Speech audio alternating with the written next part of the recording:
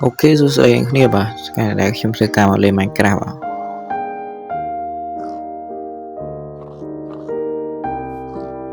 ខេជាដំបូងយើងធ្វើការកាប់ឆេះមកបដ ாய் សិនមកខ្ញុំខ្ជិលបើកឆេះកាប់យកបដ ாய் ទៅ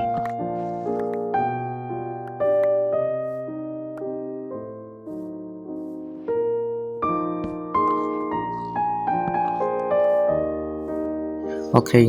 ឃើញនៅខាងមុខគឺមានភូមិមួយយើងធ្វើការចូលទៅ check មើលអស់គ្នាមានអីខ្លះ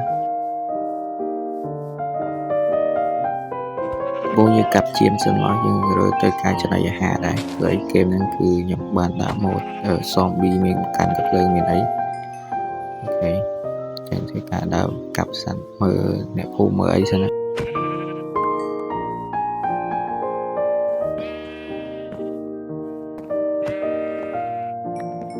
ក្រោយពីយើងកាប់ជាមហើយយើងធ្វើការចូល check មើលតាមផ្ទះអ្នកភូមិរបស់គ្នាហើយធ្វើការ loot របស់វាមានអីខ្លះអូខេយើងចូលមើលក្នុងផ្ទះនេះចុំមានកសិករមានកាប់ឈើចុំមានអីច្រើនមកចាំទៅធ្វើអីក្នុងនេះវាមានអ្នកយាមទៀតទៅធ្វើស្អីក្នុងនេះខកុញបើខ្ញុំអត់មកទៅហើយវាមានអីចេញនេះ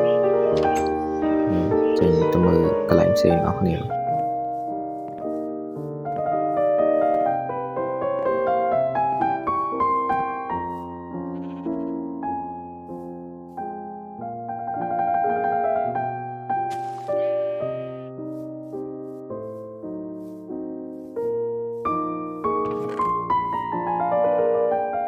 គេខ្ញុំមើលដល់កន្លែងភ្លៀងតុកវ៉ាន់វានេះខ្ញុំទៅមើលក្រែងមានរបស់អីលូតខ្លះ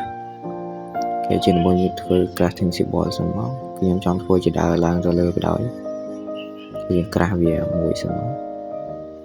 មក crafting table គេយើងធ្វើការក្រាស់ជាដើរទាំងអស់គ្នាពេលក្រោយខ្ញុំបានក្រាស់ជាដើររួចហើយអញ្ចឹងខ្ញុំធ្វើការយកទៅដាក់ឡើងលើកន្លែងឃ្លាំងស្តុកវាតែមានអីខ្លះ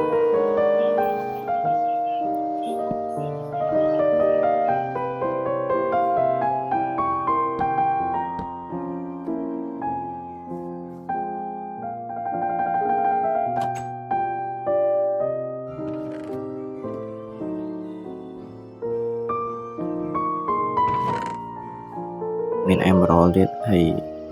នឹង name tag អូខេយើងយកទាំងអស់មកទៅមើលកន្លែងផ្សេងទៀតមកមានអីមាន2ឆេះទៀតនេះឆេះទី1មានអីគេ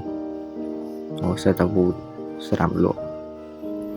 តែខ្ញុំអត់ត្រូវការទេខ្ញុំមើលឆាមួយទៀតអូខេឆាមួយទៀតគឺថាមាន emerald 3គ្រាប់បាទដល់ថ្ងៃខ្ញុំរកឃើញមួយនេះមក3គ្រាប់ខ្ញុំយក name tag មកមួយទៀតទៅដាក់ឲ្យអ្នកភូមិអញ្ចឹងខ្ញុំធ្វើការចេញពីភូមិនឹងសិនកន្លែងនេះដូចជាមានក្នុងតាមដែលខ្ញុំមើលគឺដូចមានរបស់ដែលគេលាក់ក្នុង hab ហ្នឹងអូខេជុំមកមានរបស់មួយឈុតតែម្ដងនេះមានអាមួមានអីដែរមានដែរអូខេយើងកាប់យកមកទាំងអស់មកឆេះហ្នឹងក៏យើងត្រូវការដែរអូខេការអ្នកមានមកដល់នេះយើងត្រូវការចាក់ចែងពីភូមិហ្នឹងតែ